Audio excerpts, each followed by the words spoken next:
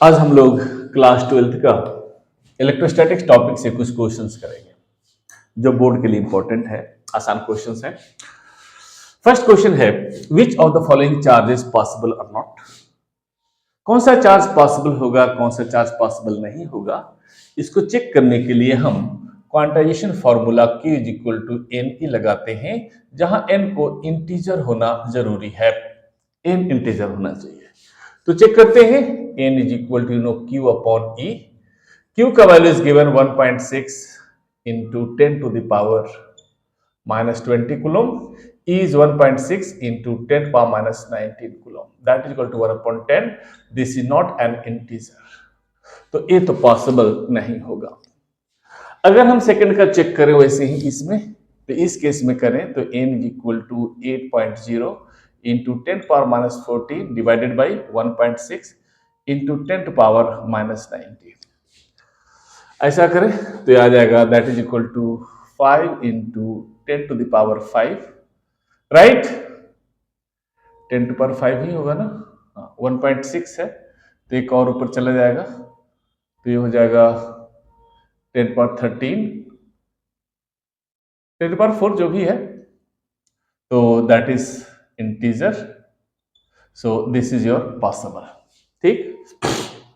Next question कहता है, a charge Q is divided into two parts Q and Q minus Q dash.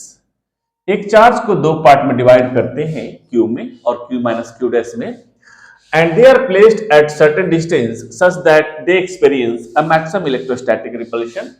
In what manner they should be divided. आप किस तरह से divide करें कि मैक्सिमम इलेक्ट्रोस्टैटिक रिपल्शन हो। अब जानते हैं दो charge Q1 Q2 R distance पे है, तो फोर्स आपका लगता है F is equal to K into Q1 Q2 upon R square. K का वैल्यू आप जानते ही हैं 1 अपॉन 4 पाई एप्सिलॉन नॉट होगा, जो भी है। बहुत लोग इसको गलत कर देते हैं, क्वेश्चन को है तो आसान। ऐड करने पे सबका वैल्यू सेम आता है। अगर ऐड करें तो ये भी आएगा आपका Q, ये भी Q, ये भी Q आएगा, लेकिन ऐड नहीं होता, यहां मल्टीप्लीकेशन होगा, याद रखिएगा। ठीक है ना। तो इस केस में अगर मल्टीप्लाई करें तो F is equal to, multiply कीजिए तो F is equal to K into Q by two into Q by two. इसका वैल्यू जो होगा वो मैक्सिमम होगा, क्योंकि बाकी Q by 3 into Q by 3 करें तो ये 6 आ जाएगा नीचे, जो कि बहुत ज्यादा होगा, तो फोर्स कम होगा उस केस में।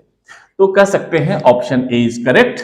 Q बाई 2 और Q बाई 2 में डिवाइड करना पड़ेगा। दूसरा आप जानते ही हैं, मैक्सिमम और मिनिमा निकालने के लिए तो F is equal to 1 upon 4 pi epsilon naught. दो चार्जेज हैं Q, सेकंड मेथड आप ऐसे भी कर सकते हैं। सेकंड मेथड में Q into Q minus Q dash divided by R square.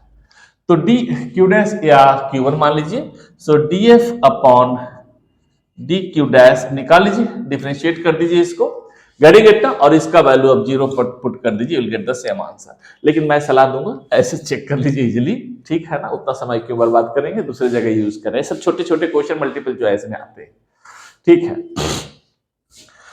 Next कहता है, pitch ball covered with tin foil of mass m hangs by a massless string of length L in an electric field E. When the ball is given a charge Q, it stands out d meter from the vertical line. Then find the value of E. यही कहता है, कोई इसे मिटा देता हूं, ये option सही नहीं है ठीक है, मेरी आदत है थोड़ी, है ना, स्पेस कप छोड़ने की। खैर छोड़िए, चलिए।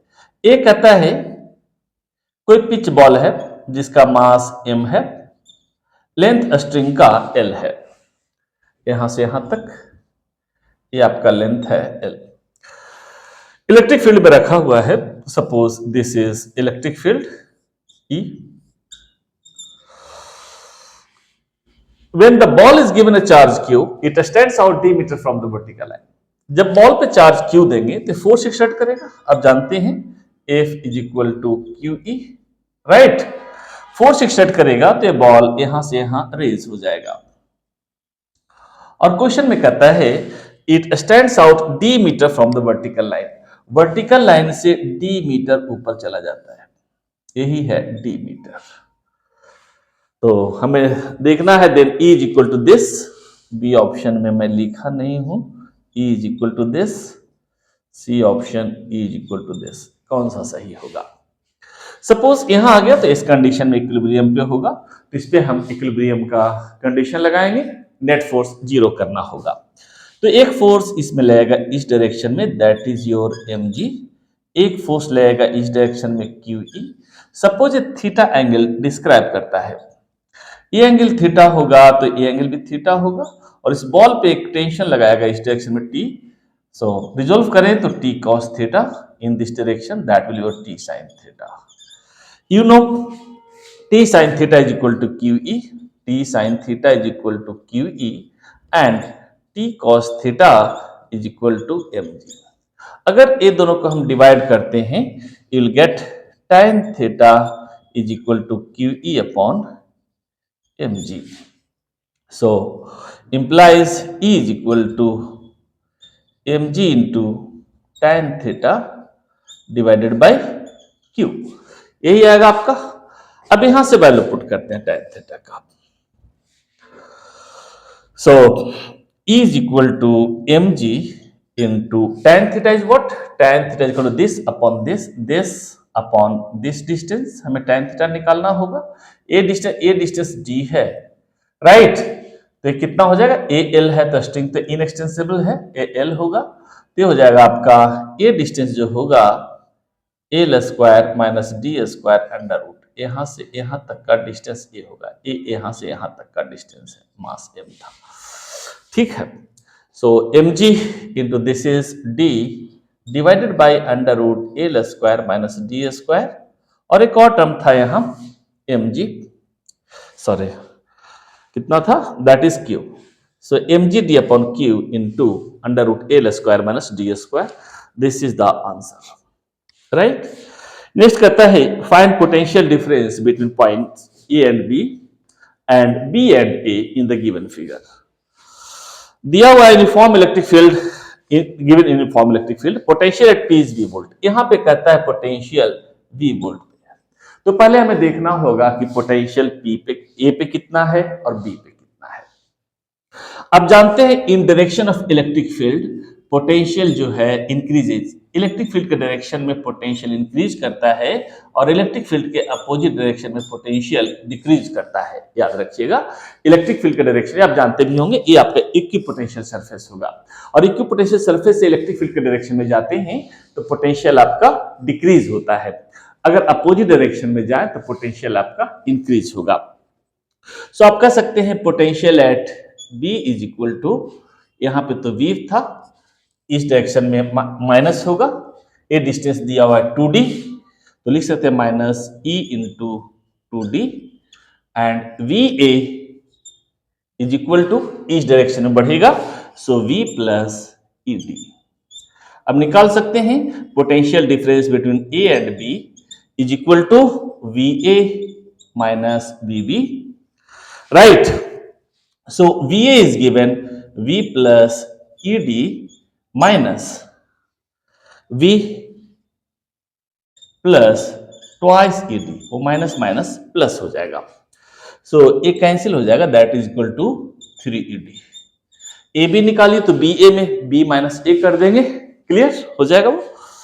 सो लिख ही देता हूं, बना लीजिएगा, V B A is equal to V B minus V A, ऐसा कर दीजिएगा उसको। Next question, what is work done in keeping the given charges on a square of side A? एक स्क्वायर पे इतने सारे चार्जेस दिए हुए हैं, कॉर्नर्स पे हैं, तो सबको वहां रखने में कितना वर्क डन करना पड़ेगा। अंडरस्टूड है, वर्क डन जो होगा आपका पोटेंशियल एनर्जी के बराबर होगा, and potential energy is equal to U1 plus U2 plus U3 plus plus and so on होता है, क्लियर। तो इसे बहुत सारे कॉम्बिनेशन 3-4 तरह से बनाते हैं, सिंपल कॉम्बिनेशन, दो चार्ज का जितने भी कॉम्बिनेशन बनते हैं उसके अकॉर्डिंग हम करेंगे। तो ए वर्क डन होगा आपका इवन, ये दोनों के बीच अगर हम देखें तो पोटेंशियल एनर्जी आएगा K into Q into twice Q divided by A, right ना। फिर इसके और इसके बीच अगर देखें ए डिस्टेंस ए है, ए डिस्टेंस ए है तो आपका होगा a√2, राइट। तो आप इसमें इसके साथ कॉम्बिनेशन बनाएं, तो इसके साथ कॉम्बिनेशन बनाएंगे तो k into Q into -3q divided by √2a plus इसका ये दोनों के साथ हो गया, प्लस इसका इसके साथ कॉम्बिनेशन बनाएं तो आएगा k q into -2q divided by a plus और भी कुछ कॉम्बिनेशन होंगे, इसका इसके साथ बनाते हैं तो कितना हो जाएगा k into twice Q into -3q divided by A, फिर इसका इसके साथ होगा plus k into twice Q into -2q divided by A, right.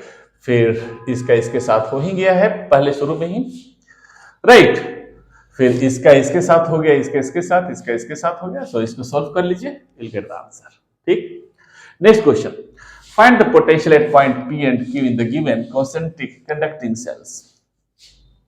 एक कॉन्सेंट्रिक कंडक्टिंग सेल्स होता या कंडक्टिंग स्फीयर होता या नॉन कंडक्टिंग शेल होता तब भी एक ही जैसा होता, गेटिंग इट ना।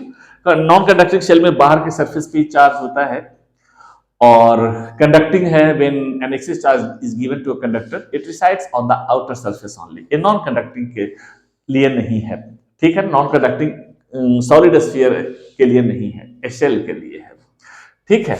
एक कंडक्टिंग सॉलिड कंडक्टिंग स्फीयर अगर होता तब भी होता है, ठीक है। Find the potential at point P and Q in the given conducting concentric conducting shells. P पे निकालना है, यहां पे आप जानते हैं कि कोई कंडक्टर है आपका, ये कोई कंडक्टर है, सपोज इस पे चार्ज Q है, ए सेंटर O है, ए कोई पॉइंट P है, ए पॉइंट है कोई Q, तो potential at O is equal to potential at P is equal to potential at Q, that is equal to होता है कितना, KQ अपॉन R, ये होता है अगर इसका रेडियस R है तो, ठीक है ना। मींस सरफेस पे हो, हाँ सरफेस के बाहर होगा तो it behaves like point charge, जो भी है सरफेस पे हो या कंडक्टर के अंदर कोई पॉइंट पे हो या आपका सेंटर पे हो, गेटिंग इट ना। पोटेंशियल हर जगह सेम होता है 1/4πε0 into Q upon R, right. So इस केस में अगर यहां निकालना चाहें तो इस कंडक्टर के अंदर है तो net potential is scalar quantity V1 plus V2। तो अगर P पॉइंट पे निकालना चाहते हैं तो potential at P is V1। इसके पहले देखिए, इसमें भी बच्चे बहुत कंफ्यूज हो जाते हैं, इसके अंदर है तो इसके अंदर हर पॉइंट पे सेम पोटेंशियल, जितना सरफेस पे पोटेंशियल होगा इसके सरफेस पे जितना पोटेंशियल होगा उतना ही होगा यहाँ पे। जब सरफेस पे निकालना हो तो याद रखिए total charge placed at the centre, ऐसा मानकर चलिए। तो इसके अंदर पॉइंट पे इसका कितना हो जाएगा, K into twice Q divided by R1। Now अगर इसको हम हटा देते हैं तो इसके अंदर है भी, तो इसके सेंटर पे यहां पे जो होगा वही यहां पे होगा, clear, plus K into -Q divided by R2, इसके अंदर है तो ये हो जाएगा। सोल्व कर लीजिए, पोटेंशियल एट Q निकालना है, पोटेंशियल एट Q निकालना चाहते हैं तो इस पॉइंट के यहां कैपिटल Q ले लीजिए, कंफ्यूजन हो जाएगा, this is capital Q point पे निकालना है तो इसके कारण, राइट, इसमें एक चीज है, राइट, अगर इसके कारण निकालें तो इनर स्फीयर जो है ये बिहेव करेगा कि it is placed at the centre, तो इस स्फीयर के कारण पोटेंशियल होगा यहाँ पे, चार्ज यहाँ से R2 डिस्टेंस पे है तो K into twice Q divided by R2 plus दूसरा इसके कारण निकालना चाहते थे भी तो कंडक्टर के सरफेस पे है तो K into -Q divided by R2, फिर सोल्व कर लीजिए, this is the answer. Next question कहता है there are n identical mercury drops each of capacitance C combined to form a bigger drop, what is the capacitance of bigger drop, ठीक है ना।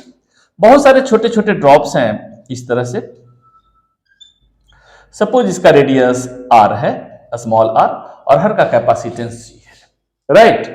Combined to form a bigger drop, एक बड़ा drop बनाता है suppose जिसका radius R है, इसका कैपेसिटेंस C है तो इसका कैपेसिटेंस हमें फाइंड आउट करना है, राइट। अब जानते हैं capacitance of spherical conductor C is equal to होता है 4 pi epsilon naught r, small एक स्फीयर के लिए, सॉरी एक ड्रॉप के लिए, और बड़ा ड्रॉप के लिए अगर निकालें तो C dash is equal to 4 pi epsilon naught r capital. अगर डिवाइड कर दे यहां से तो 4 पाई एप्सिलॉन नॉट कैंसिल हो जाएगा, so C upon C dash या C dash upon C is equal to R upon R होगा, ऐसा कुछ। क्लियर। अब R अपॉन R का वैल्यू लाना है हमें, तो आप जानते हैं as volume remains constant, as volume remains constant, constant इस केस में कितना ले हम 4 upon 3 pi R cube is equal to 4 upon 3 pi R cube multiplied by N drops हैं तो सारे ड्रॉप्स को मिला तो वॉल्यूम तो कांस्टेंट रहेगा ही।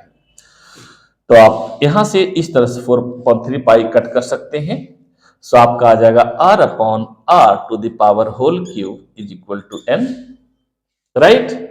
Implies r upon r is equal to n to the power 1/3।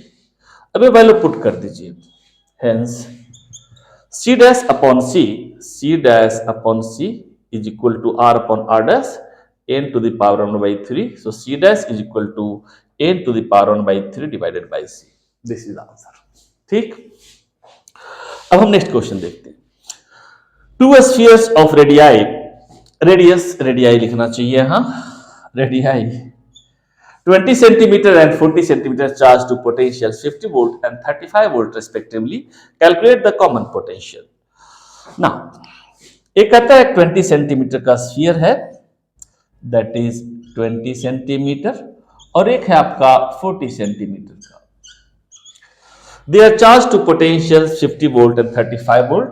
इसको हम 50 वोल्ट तक चार्ज किए, इसको हम 35 वोल्ट तक चार्ज किए। अब कहता है दोनों को हम वायर से कनेक्ट कर दें तो what will common potential. Calculate common potential if they are connected by a wire. जब वायर से हम कनेक्ट करेंगे तो कॉमन पोटेंशियल क्या होगा, that is to be find out. यही निकालना है हमें, जो भी होगा। सपोज ये हायर पोटेंशियल पे तो चार्ज फ्लो करेगा from higher to lower potential until they acquire a common potential. Common potential V is equal to जानते हैं, common potential is equal to total charge upon total capacitance, यही होता है। Means V is equal to कितना हो जाएगा, C1V1 plus C2V2 divided by C1 plus C2। अगर इसको निकालना चाहें तो C1 4 pi epsilon not into R1, यही होगा, into V1 plus 4 pi epsilon not R2 into V2 divided by 4 pi epsilon not R1 plus 4 pi epsilon not R2। 4 pi epsilon not से ऊपर cut कर दें आप, तो कॉमन पोटेंशियल का form याद रखिएगा, R1 into V1 plus R2 into V2 divided by R1 plus R2। ये फॉर्मूला टर्म में भी याद रख सकते हैं। अब सब कुछ दिया हुआ है। R1 is given 20 into 50 plus 40 into 35 divided by 50 plus 35। Solve कीजिए, will get the answer. Getting it? आज यहीं तक है।